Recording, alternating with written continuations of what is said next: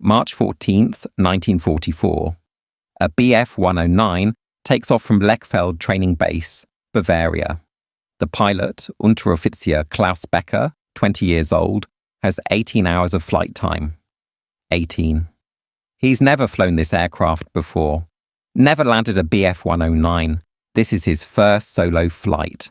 And 3 minutes after takeoff, something goes wrong. The engine sputters, loses power. Becker tries to restart, can't, tries to turn back. Too low, too slow. The aircraft stalls, spins, crashes into a field 2 miles from the runway, explodes on impact. Becker is killed instantly. And here's the thing. Klaus Becker never fought in combat, never saw an enemy aircraft, never fired his guns. He died in training, learning to fly. And on that same day, March 14th, 1944, across Germany, 7 other trainee pilots die in separate accidents, engine failures, landing crashes, mid-air collisions, all in training. 8 pilots dead in one day. Not from combat, from accidents. And this is happening every day, every single day. By 1944, the Luftwaffe is losing more aircraft and more pilots to training accidents than to enemy action. And the question is, how? How does an air force that once dominated Europe end up killing more of its own pilots than the enemy does? And the answer reveals the death spiral, the catastrophic collapse. That doomed Germany's war effort. Let me tell you about a number. According to declassified Luftwaffe records, in 1944, Germany lost approximately 2,300 aircraft in training accidents. 2,300. That's not combat losses. That's training. Pilots learning to fly. And in those same accidents, roughly 1,800 pilots died. 1,800 in training.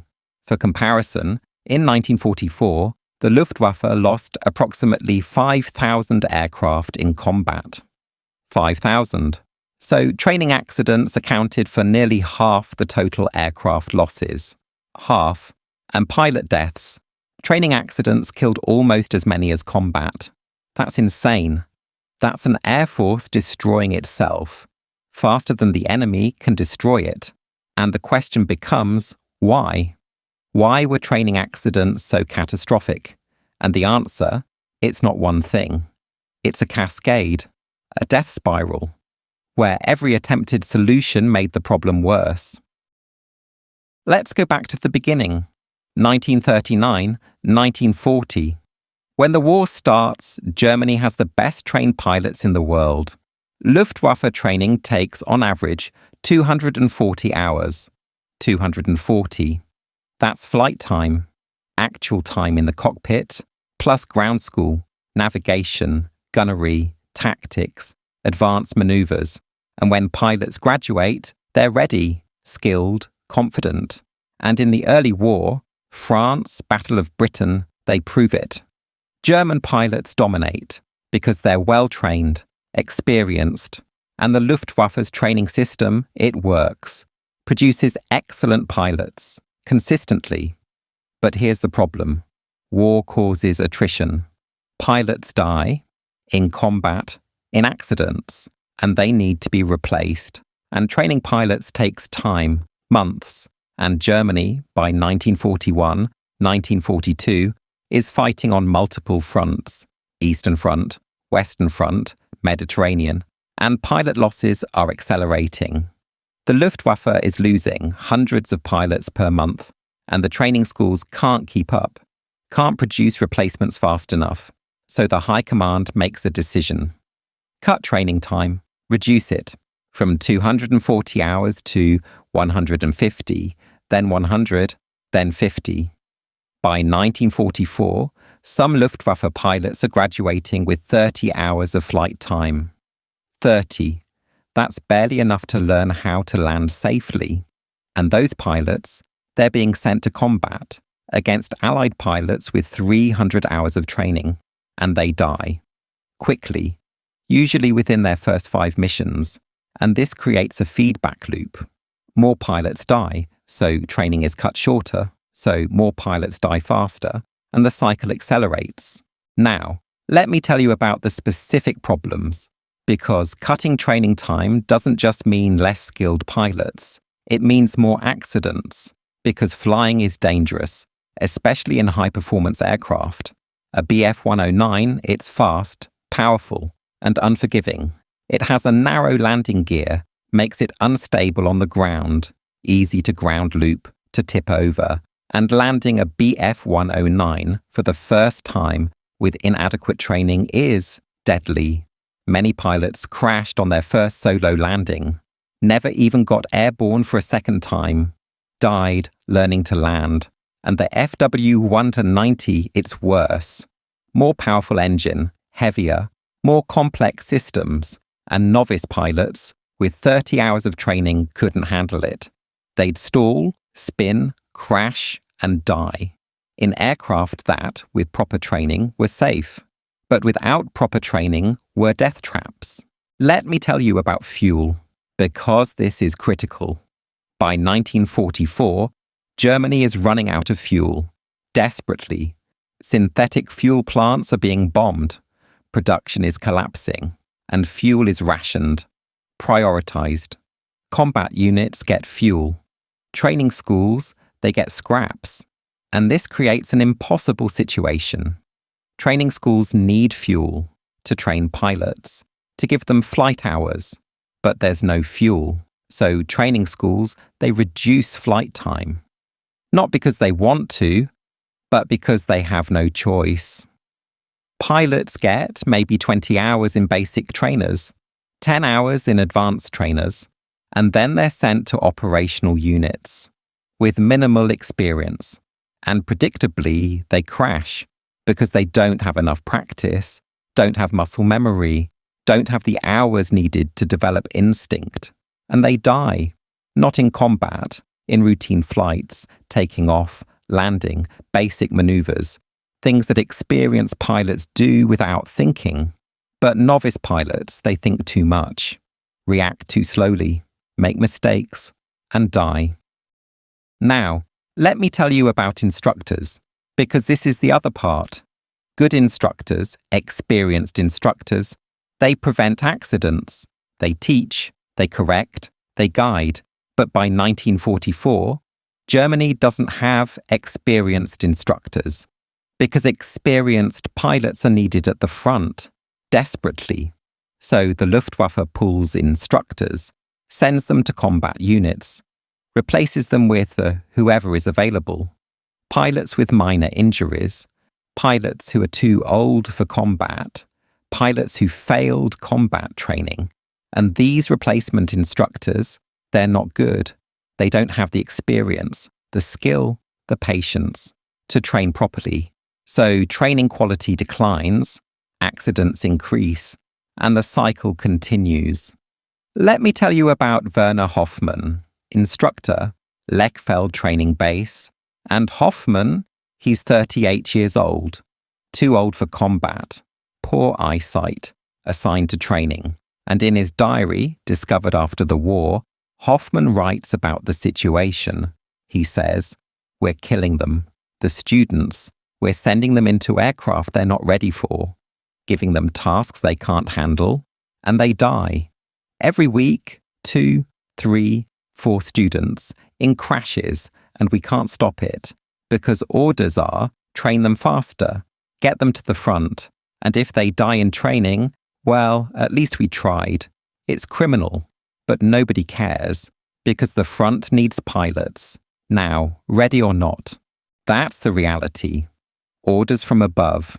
Train faster, push harder, and instructors like Hoffmann, they watch their students die in preventable accidents, and they can't do anything because the system demands quantity, not quality, speed, not safety. Now, let me tell you about maintenance, because this is another factor. Training aircraft, they're flown hard. Every day, multiple flights, and they need maintenance, constant maintenance, engine checks, control surface inspections, fuel system checks, But maintenance takes time, and parts, and skilled mechanics. And by 1944, Germany doesn't have enough of any of those. Parts are scarce, mechanics are pulled to frontline units, and maintenance is deferred, skipped, and aircraft, they become unreliable. Engines fail, controls jam, systems malfunction, and pilots die, not because of enemy action, not even because of pilot error, but because the aircraft failed, because maintenance was skipped, because the system couldn't keep up. Let me tell you about a specific case. April 19th, 1944. Bf 109 G6, training aircraft, Neubiberg base. The pilot, Gefreiter Helmut Schröder, 21, takes off for a navigation exercise. Routine flight. He's been flying for maybe 40 hours, still learning. And 20 minutes into the flight, the engine seizes. Total failure. Schröder tries to glide back to base. Can't make it. Too far. Tries to find a field. Can't. Crashes into trees. Aircraft destroyed. Schröder suffers fatal injuries. Dies in hospital 3 hours later. And the investigation, it reveals, the engine hadn't been properly maintained. Oil system failure. Preventable. But the maintenance log shows the last inspection was 6 weeks ago, supposed to be weekly. But there weren't enough mechanics, weren't enough hours in the day, so inspections were skipped, and Schröder died because of a maintenance failure. That's the system, collapsing under its own weight. Now, let me tell you about weather, because this matters. Flying in bad weather, it's dangerous, requires experience, skill, instrument flying, and novice pilots, with 30 hours of training, they don't have that skill, don't have instrument training, so they're supposed to fly only in good weather. VFR, visual flight rules, but the war doesn't wait for good weather. The front needs pilots now, so training schools, they send pilots up in marginal weather, in fog, in low clouds, in conditions they're not trained for. And pilots get disoriented, lose visual references, crash into the ground, into hills, into each other, and die, in weather that experienced pilots could handle, but novice pilots can't. Let me tell you about mid-air collisions, because these are horrific. Training bases, they have maybe 50 aircraft, taking off, landing, practicing, all in the same airspace. And with limited training, pilots don't have good situational awareness, don't check their SIGs, don't scan for other aircraft, and collisions happen. 2 aircraft, both on training flights, same altitude, same area, not seeing each other. Until it's too late. They collide. Mid-air. Both disintegrate. Both pilots die. Instantly. And these accidents, they're common. In 1944, according to Luftwaffe records, there were over 100 mid-air collisions. At training bases, 100. That's 200 aircraft destroyed, 200 pilots dead, not in combat, in training, in friendly airspace, because the system pushed too many novice pilots into the same sky, at the same time, without proper coordination, without proper training. Now, here's where it gets really dark. The Luftwaffe, by mid-1944, knows this is happening, knows training accidents are catastrophic, and they commission reports, studies, to figure out why. And the reports, they're clear. They say, training time is too short, pilots are not ready, maintenance is inadequate, instructor quality is poor, fuel shortages are crippling training, and the solution is increase training time. Increase resources, prioritize training. But the high command, they read the reports and they ignore them. Because increasing training time means fewer pilots reach the front in the short term. And the front needs pilots now, not in 6 months. So the decision is made, keep training short, accept the losses. Because the logic goes, it's better to have poorly trained pilots at the front than no pilots at all. Even if half of them die in training. That's the calculation. Cold, brutal, and wrong. Let me tell you why it's wrong. Because poorly trained pilots, when they reach the front, they die immediately. Usually within their first 5 missions. So the investment, the fuel, the aircraft, the training time, all wasted. And the experienced pilots at the front, they have to compensate, protect the novices. And that gets them killed too. So the policy of rushing poorly trained pilots to the front, it doesn't solve the pilot shortage. It accelerates it because you're losing pilots in training and losing them in combat faster. And the overall effect is the Luftwaffe gets weaker, faster. And by late 1944, the training system isn't producing combat-ready pilots. It's producing corpses with brief stops at training bases. Now, let me tell you about the American comparison, because this is relevant. America, in 1944, is training pilots too, thousands of them, and American training takes, on average, 300 hours. 300 plus advanced training, combat training, and American training accidents, they happen. But the rate is roughly 1/10 of Germany's. 1/10. Why? Because America has fuel, unlimited fuel, has maintenance, has instructors, has time. And America prioritizes training, knows that well-trained pilots survive longer, perform better, are worth the investment. So American pilots, when they reach combat, they're ready, skilled, and they survive, and they win. Germany, by contrast, sacrifices training for speed and loses, both in training and in combat.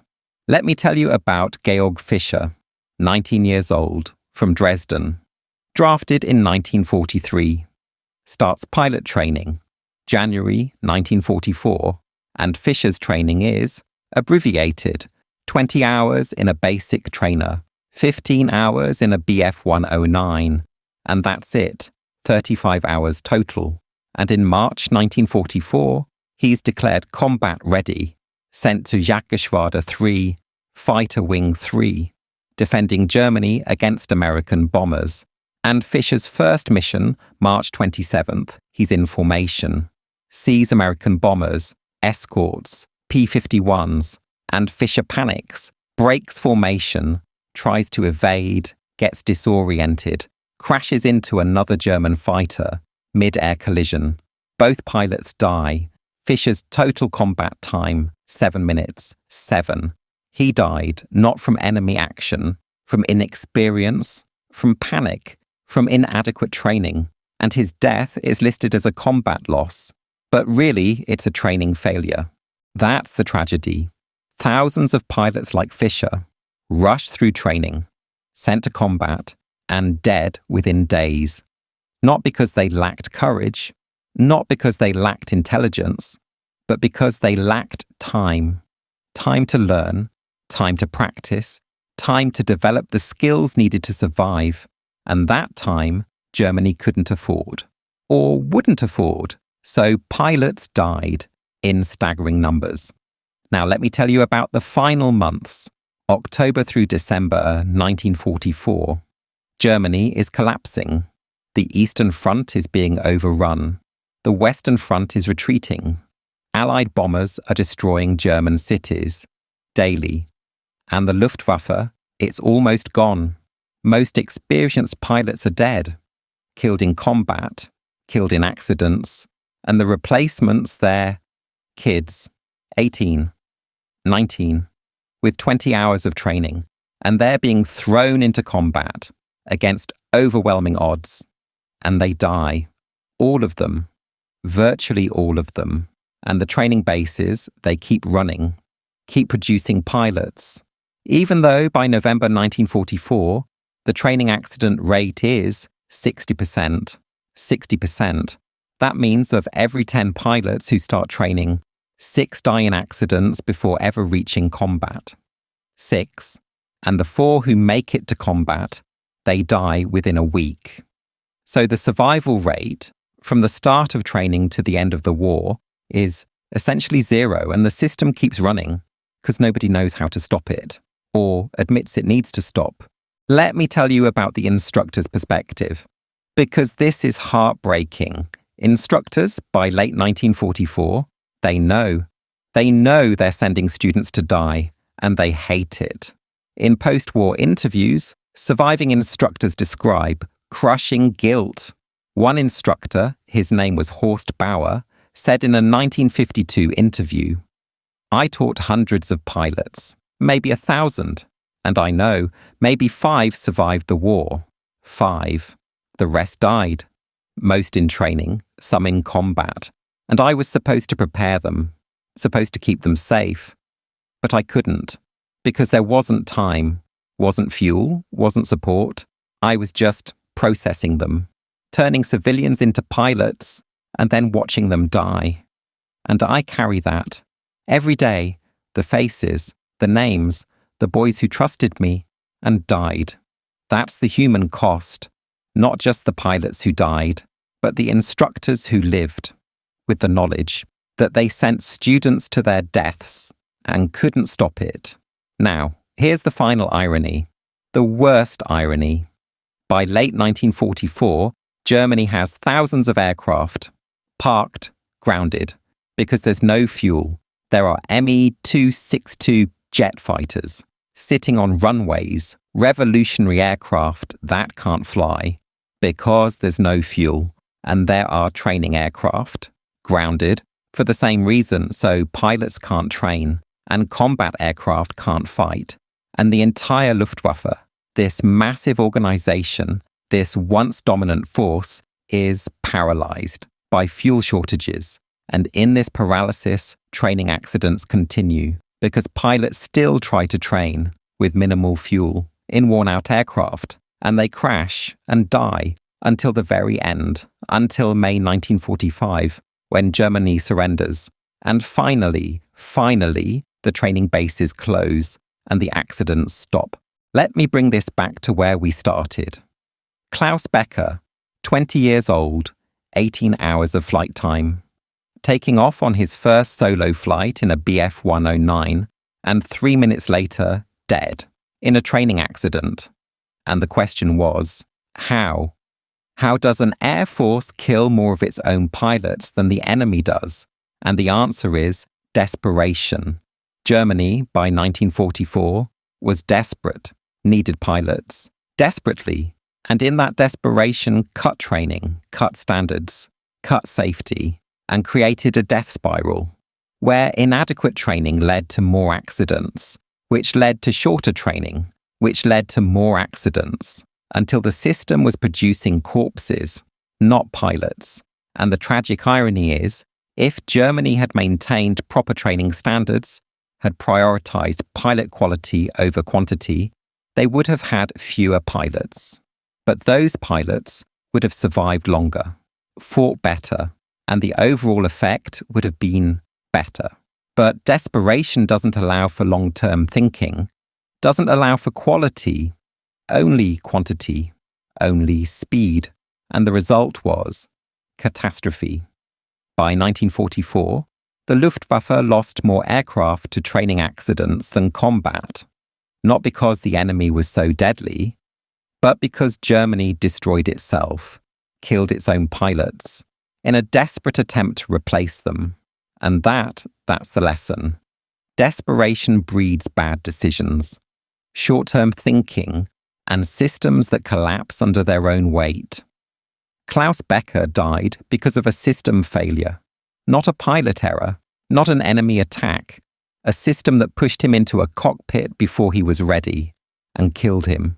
And the system that killed Klaus Becker, it killed thousands more until there was no one left to kill. And the Luftwaffe, once the most feared air force in the world, ended the war as a footnote, a cautionary tale about what happens when desperation replaces strategy, when quantity replaces quality, and when an organization sacrifices its future for a present that's already lost.